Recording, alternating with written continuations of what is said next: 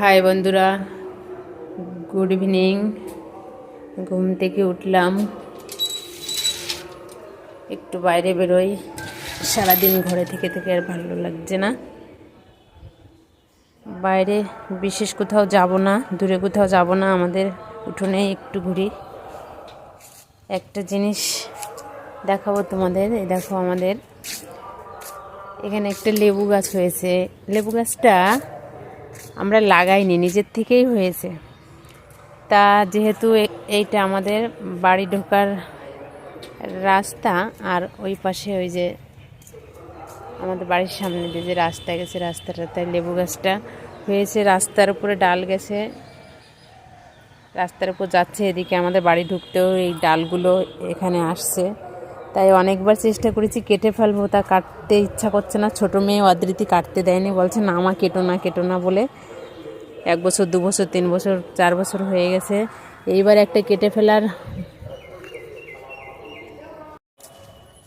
কেটে ফেলার জন্য মনে স্থির করেছিলাম, কিন্তু হঠাৎ দেখলাম গাছে কয়েকটা ফুল এসেছে, তো আর কাটতে ইচ্ছা করেনি। দেখি কেমন লেবু হয়। তা এই দেখো একটা লেবু হয়েছে, আরও দেখাচ্ছি। বেশ কয়েকটা লেবু দাঁড়িয়েছে দেখলাম, তার কাটতে ইচ্ছা হয়েছে না। এই যে এই ডালটা দেখো, 3টে লেবু হয়েছে, একটা লেবু হয়েছে। তো আর ইচ্ছা করছে না কাটতে।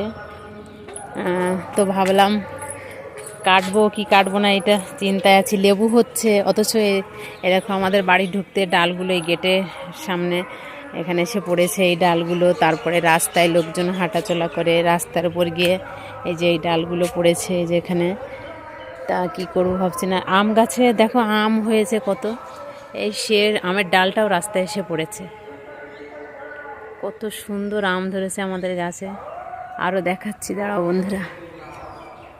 একদম নিচু নিচু দিয়ে আম ধরেছে, বেশ ভালোই আম দাঁড়িয়েছে। গত বছর তো হয়নি, এবার বেশ কাছে কাছে অনেক আম হয়েছে।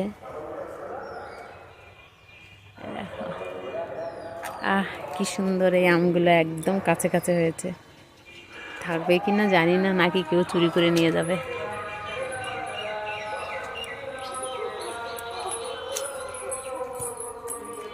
এটা হচ্ছে অদৃতি,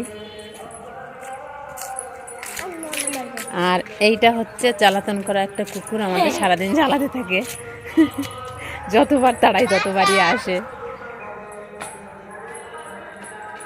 পাশের বাড়ি যাচ্ছে, একটা দিদি আছে ওর, তার সঙ্গে খেলা করতে যাচ্ছে। যাই হোক,